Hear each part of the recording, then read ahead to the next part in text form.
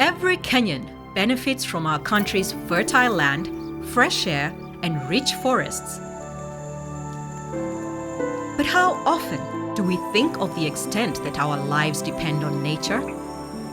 Among the many natural resources we derive from nature, our iconic wildlife stands out.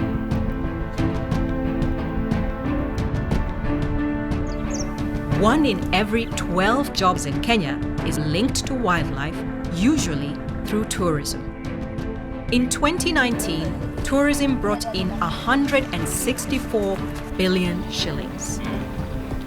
But Kenya has lost nearly 70% of its wildlife in the past 40 years due to growing pressures, including human-wildlife conflict, poaching, and loss of habitat. The majority of our wildlife lives on community and private lands. Local communities have lived well with wildlife for many generations, but this is an increasingly threatened coexistence.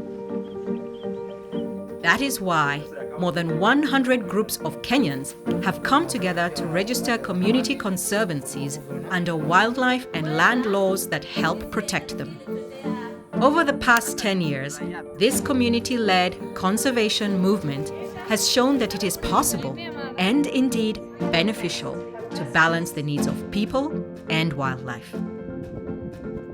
In these conservancies, benefits from ecotourism and other enterprises are channeled to community development projects, including improved access to healthcare, new schools and educational scholarships, water access projects, peace and security, new livelihoods for women and youth, improved and more sustainable grazing, leadership opportunities for women, and more.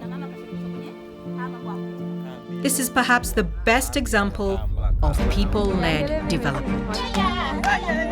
All these benefits mean there is demand from communities to establish more conservancies in Kenya, and urgent action is needed to support this growth. We have not inherited this land from our ancestors, but rather, we have borrowed it from our children.